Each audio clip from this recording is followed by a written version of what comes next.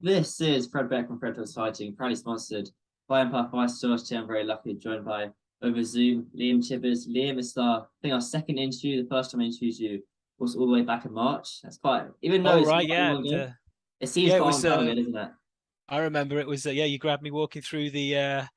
Was it the weigh-ins or the press conference for the Deji fight? Oh, it was the weigh-ins, Showstar. yeah, The weigh-ins. weigh-ins, yeah, yeah. That was good to see you there because I'd seen you were growing. Everyone was talking about you behind the scenes. As obviously everyone knows about the big boxing channels, the IFLs and Boxing Social and Michelle and all those people. But then I was seeing a lot of your content shared, even though back then you had way less subscribers than them, but you were getting such great engagement from the YouTube community because you were hot on the press and you were really focused on our part of boxing and the influencer world that you were getting some crazy views way above your subscriber base and above those guys. And then so when I saw you there that week, I thought, oh, that's that guy who's suddenly brand new to all this, and it was great to see you there covering it and actually focusing on what we do and in the boxing influencer space as so your primary piece of content. So it was great that you got in there. I think you've got in there really early and really well as well, and your content's cool. Yeah, thanks, Lynn. That's mad. Who never really thought about that. But why do you think it was that I kind of gained a lot more, obviously a lot of subscribers, but I gained a lot more views than on that certain show than the IFLs, the Boxing Socials. And then I think I started off on 2,000, I left with 17,000 with like Yeah. 3 million views.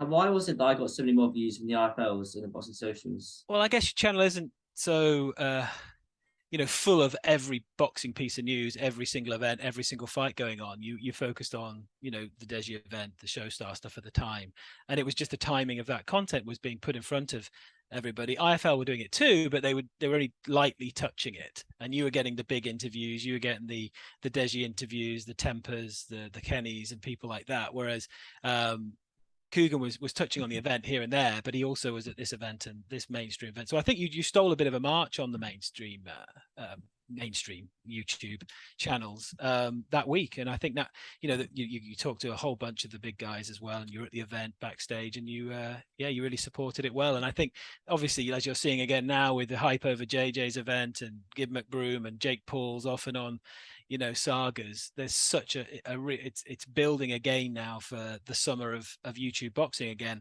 and you're at the forefront of it, and you algorithms really help, of course, people like and spend time on any social platform, and if you're putting the content there and they're spending time on it, you're just always going to be being put back in everybody's faces. And now people are starting to subscribe to you. Back then it was just like, oh, there's a cool interview that nobody else has done, but yeah, you're fully caught up in that YouTube world and the algorithm now. So you're really riding that wave.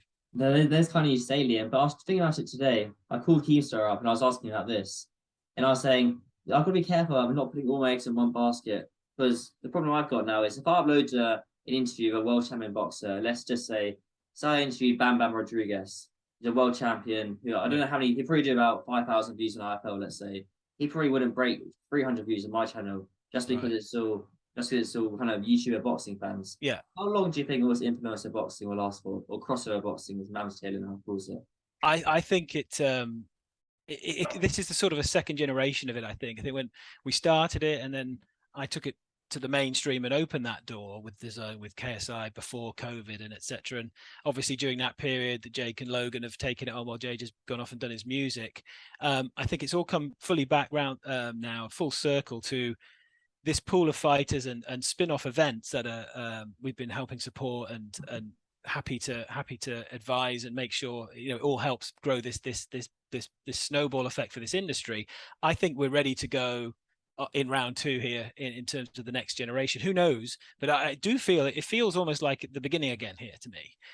We've achieved so much and put on some great events, and there's been some incredible nights and amazing content from all these events. But there's now more investment coming in. People are really back investing. You mentioned Mams there and DAZN. I'm sure he's probably mentioned it. They're looking to do a whole host of events, UK and US, every year now. How long that goes for, obviously, it depends on the interests of the market and the views and the success of pay-per-views or the platforms. But there's other investors. There's obviously the Kingpin guys, which is the offshoot of, the key top guys of Showstar. They've taken it with their other investors, and they're going to be doing more shows. You've obviously got the creator clashes and all those other ones I'm not so much involved with. But I think the fact before it was we were doing it on our own. and it was cobbled together until we took it to mainstream, and obviously we had Eddie Hearn and DAZN help us, and that really opened the eyes to the mainstream of it. And what Jake Paul's done, of course, love him or hate him, he's carried on that on the back of it. A real opportunist, of course, but he's carried that while JJ and other people have been quite quiet, and COVID has happened and events haven't been able to happen in the UK. So it's all set now, all lined up, I think, to go and blow up again. And I think as long as people are reasonable with, fees of pay-per-views, there aren't too many events charging too much, and it all just gets a little bit too spammy. I think as long as it's steadily through a year, this influencer boxing is just beginning, with the belts that people are talking about, weight classes, different sort of box rec standings. As long as people buy into that, and the influencers do too, and they're happy to do it on that sort of basis, that it's not always going to be a pro fight, it's going to be its own sort of lane. Yes, you're going to get the odd guy going off to do, like Jake or maybe Gib or whoever, or JJ, to do sort of more mainstreamy fights versus other types of celebrities or pro fighters. But as long as the core of the YouTube world and in terms of the cards remains, then I think it's no problem you covering this heavily, because this is where this is our world, this is YouTube, and you're a YouTuber, and no one should be scared of the fact that YouTube is taking over this. It is the modern day mainstream in my mind, and I've always said that, regardless if it's boxing or brand deals or other content, YouTube is where the fan base is these days, not necessarily TV, apart from the big iconic fights with the AJs and the Furies of the world. So the fact that you get less views on those is just testament, because you are a YouTuber, you're not a network, you're not a broadcaster in that mainstream world. You don't need to be. This is its own event. Now, it's great for you to touch upon those so you can still satisfy the fans who love both of the crossover. But yeah, absolutely, you should have no worries about really focusing on this as your primary content. Hopefully, well, I think Keemstar says 25 years is his kind of prediction is going to last for. So 25 years. That's what he says. Yeah, I don't know Jeez. how long it's going to last. Hopefully, it's going to last forever. I mean, you're young. You'll probably be around to have the motivation to keep doing it for 25 years. I don't think Keemstar or I will be looking that far ahead. It'll be a whole different load of new people doing it. But Liam, we'll go straight into it. We'll start with an Easton Gibb. When do you think? Obviously, he's now been cleared for his injury. What was his injury in the first place? There was no injury. So California Commission, obviously over here in the UK, the Boxing Board of Control really don't want to give pro licenses, and it's very, very hard. There has to be sort of semi-pro sort of rules and bits and pieces. We've obviously broke the mold when we got KSI Logan Paul sanctioned and licensed in California, which is notorious one of the toughest. Each state in America has its own commission. It's not like UK, it's just all one. Different commissions have different levels and different types of tests they have to do, and you have to clear to get your license. And if you've not got a big amateur background and a history and a CV of boxing, it's very hard to come in just after a couple of sort of YouTuber fights, or even one semi-pro or pro fight, to actually get a license to box pro under box rules. It's their reputation. Anything happens, these guys aren't trained well enough, or safe enough, or in the eyes of that boxing commission, well enough or fit enough to actually fight on that sort of scale and stage. They're not going to license it. They don't need to, because it's their reputation if they put people on. So they really put you through the rigors. So other states are a little bit lighter on a few different tests, but what you'll find normally with a pro boxer is they'll do all these scans and tests, they'll get their license, and then that's it. They could fight for another 3, 4, 5 years. They could get knocked out a couple of times, they could take a lot of damage, injuries, hands, brains, whatever it be, but only if they have a series of really hard fights will they have to retest. So once you've got that license, you've got that license. So that's the hardest part, getting that license. So when it comes to Gibb, Mcbroom and these guys, yes, they have a whole raft of tests to do, everything from eye tests, blood tests, every sort of physical you can imagine. One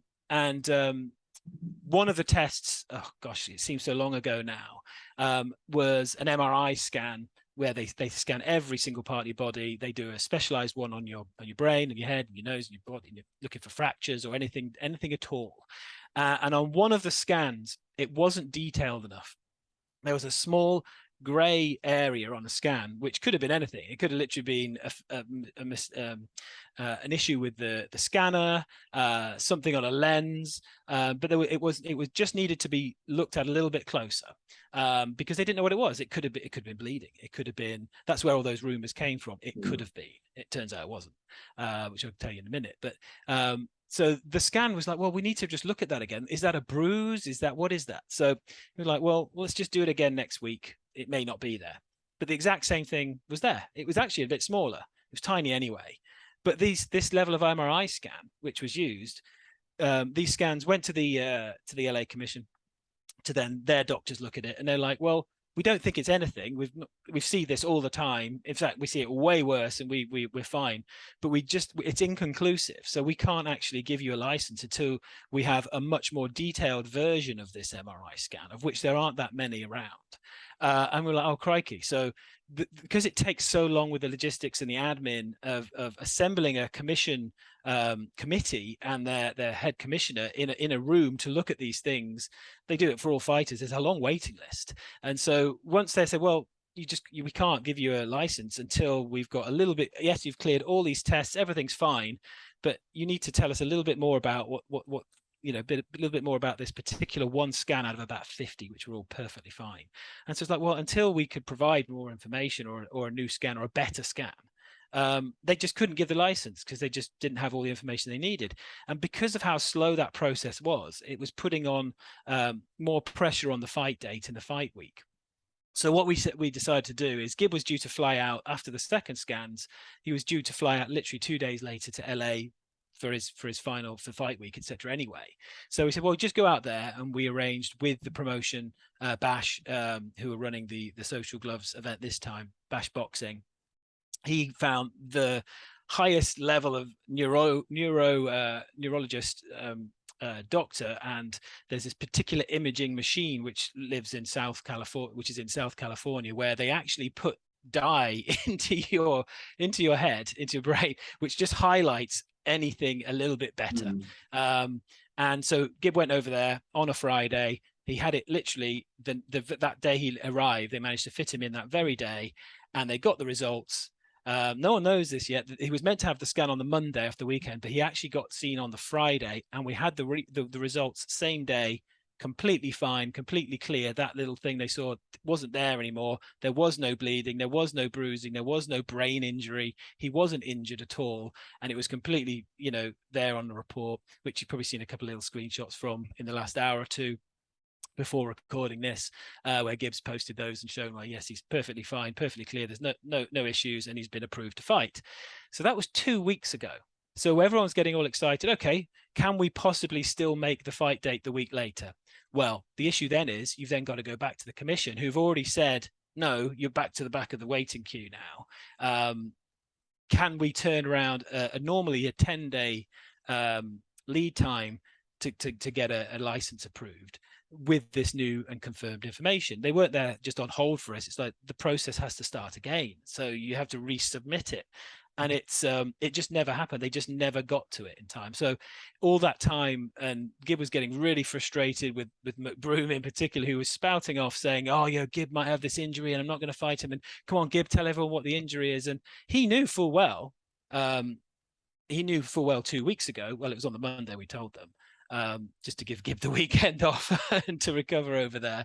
On the Monday, Mcbroom known Gib's been fine for 2 weeks, but he keeps saying, oh, you're going to wait for your medical results, wait for the medical results. We've not been waiting for medical results. We've literally just been waiting for the commission to look at the report, to put it in front of their own doctor, for him to read it and go, yeah, that's fine. That's literally all we've been waiting for 2 weeks. And that only happened this morning. So Gib's always been fine. He's never had any problem.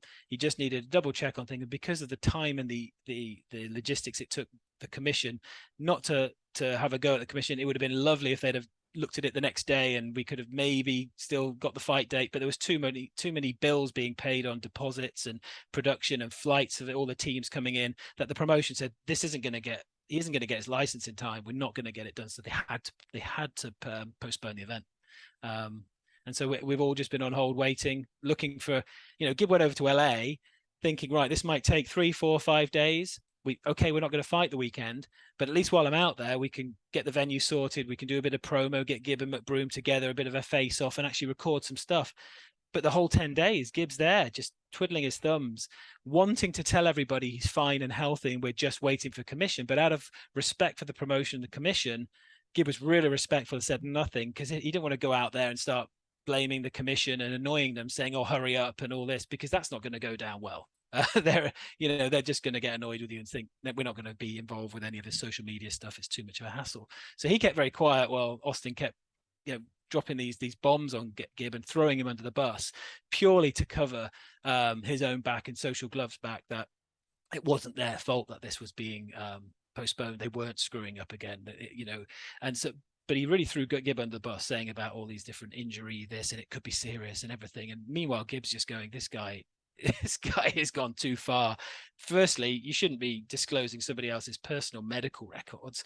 B, you're not a doctor, and you shouldn't be making your own assumptions and assessments. And the last point being, what you were saying was complete rubbish anyway. So yeah, Gibbs finally happy now. He can share that he's healthy, he's fine, and now we just got to get the event back on. It was postponed we had a date holding September 10th, really amazing venue actually, in LA still.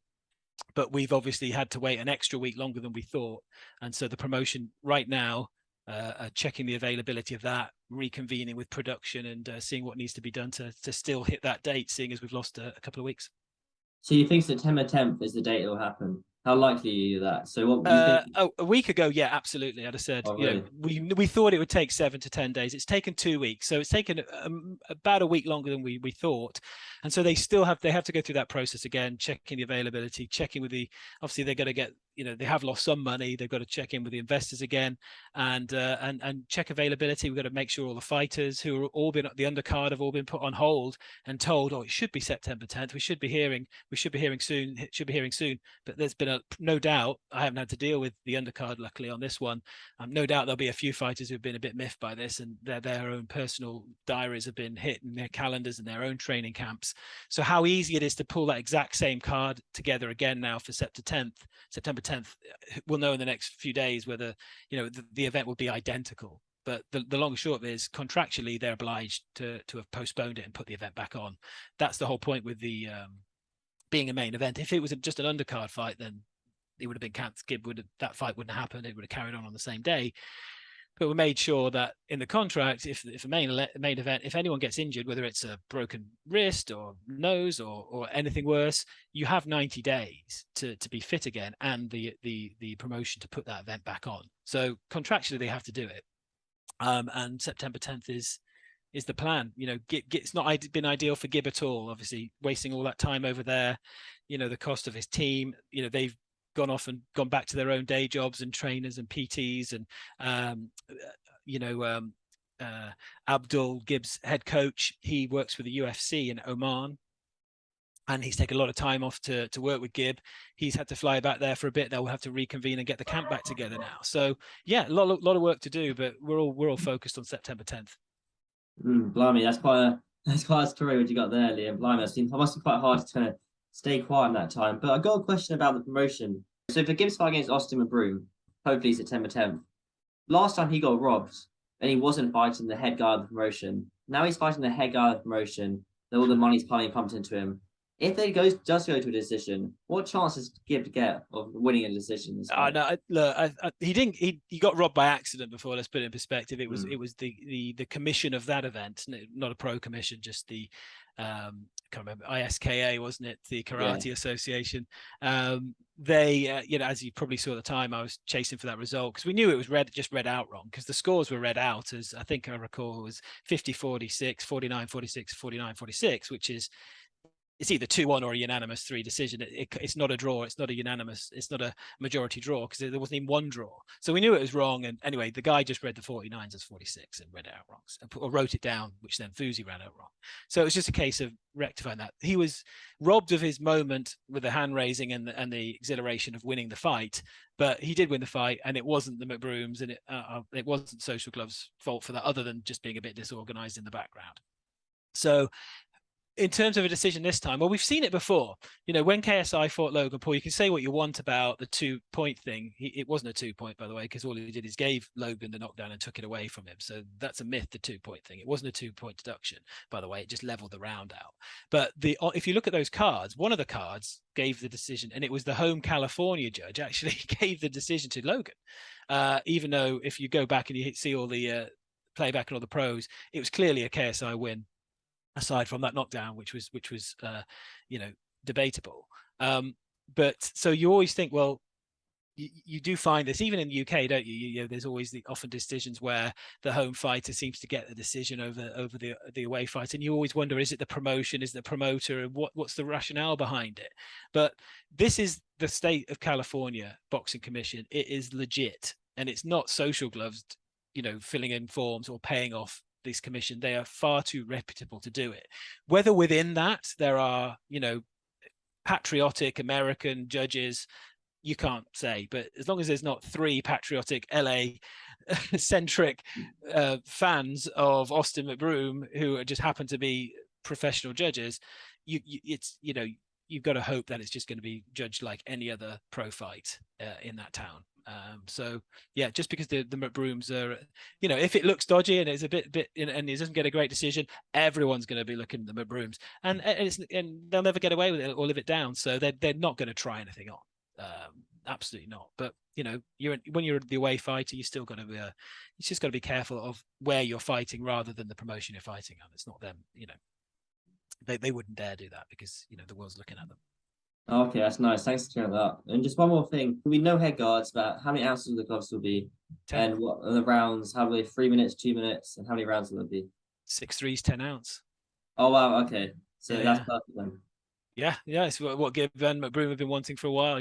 16 ounces against Taylor Holder. There was not a lot of impact in those power punches from Gibb, but he's got stronger anyway, so he's packing more power behind those punches now anyway. So those combinations should have some impact this time. And there's one more fight I do want to ask you about. Is Deji. Obviously, he's now fighting Fousy Tube. Yep. A lot of people were surprised by him picking Fousy. What do you think that was behind his method of picking Fousy for a fighter? There was nobody else out there for Deji. Yes, he'd lost, and you're not going to suddenly go and fight Jake Paul again, or a Tyrone Woodley, is he? If he was 4-0 and performing fantastically and knocking everybody out, then you can go back in and do that. But so you have to start again somewhere. Now, as it's turned out, I think in a lot of Deji's fights, he's got very unlucky with his opponent where people have underestimated him. I mean, look at Wasabi. Everyone just thought, okay, he got knocked out by Fousy in training one time. Oh, he's light, he's thin, he's lightweight. Deji will just bulldoze through him. Then he turns up at fight week and he's far bigger than you expected. He weighed in far bigger than Deji and was actually a pretty skilled boxer. It's a shame we won't get to see how skilled against, JJ now because he's pulled out. I mean, the legitimacy behind that, who knows? There's a lot of conspiracy theories about him being involved with MVP and Jake Paul and whether he doesn't feel mentally right or stressed about it. Is it a concussion? But that's a different story, different topic. But Deji picked Fousy. They had history from back at the Social Gloves 1 event. Actually, I don't know if you remember seeing some of the altercations backstage. They even in the press conference from that when Deji was calling Fousy this, that, and the other, and Fousy back and forward, all dates back to a few years of different back and forth. So there's always been that. Fousy had no interest in boxing back then. He wasn't in training. He was going through a bad mental stage as well. Bouts of depression and difficulties, especially after his bad defeat against Slim, that he vowed never to do it again. But something switched. He's back on. It's as you'll find now. I think in the beauty will. You're saying what's the future for YouTube? One of your early questions for YouTube boxing is there are more and more guys adding to this pool now. So fights hopefully will get easier and easier to actually make. But come a year ago, there's so few guys willing to do it, willing to be at the same or able to be in the same weight class or ability that you're counting opponents on less than 5 fingers. So, it's not as if Deji cherry picked Fousy because he thought it'd be an easy fight. He literally was just one of the only people roughly in his weight class who wanted a fight. And it did, Deji's not going to be silly and fight someone who's going to absolutely smack him up easy. At the time, it was like, Fousy was over for the Showstar event, looking in incredible shape. And if he'd have been in bad shape again, then they would have no credibility to call Fousy out. But I think it was one of those sort of ones. Well, Fousy shouldn't be that good, but maybe he is going to be that good because of the time that's elapsed and the time he's put into his camp. But equally, because Fousy is now taking it seriously and visibly taking it seriously, and he's got this fantastic physique now, it's a genuine fight fans can actually get into. And if it was the old Fousy, Deji wouldn't have bothered, even though he'd have thought it would be an easy fight. It had to be a reasonable fight. And I think it's turned out now, and as his brother's saying and other people are saying, Fousy suddenly may have gone on to a level which is now a very dangerous fight. And I think that just makes it really interesting.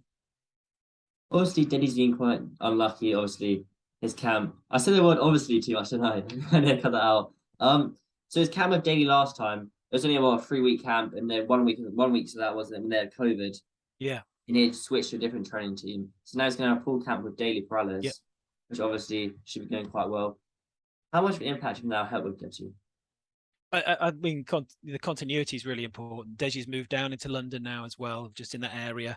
He hasn't got to train, go back and forward from home, or even, even outside of London, where we had him in a temporary place to train for his last fight in North London. He's now in that gym. He's in there every day. He's training in the same sort of ferocity and frequency as Kenny, obviously Daly's brother, and they're training a lot together. And it's just purely getting to know each other better and building on what they did before. Obviously, we have to put trust and faith in Daly. We have full faith in him. He's committed. He's positive, and I'm sure he'll get the best out of Deji. And Deji's really focused on it. So, but Deji's also not putting quite as much pressure on himself. He's telling himself, "I'm going to get really good, and I'm really going to enjoy this." And in that mode, that's a dangerous Deji rather than a stressed Deji who thinks, "Crikey, I've got to try and win this," and maybe crumbling a little bit under pressure here or there, or not his skills not quite living up to what he thought he could, or his fitness previously. But there's going to be no excuse with fitness. You mentioned Daly there. We've got Leon training him as well now, S&C.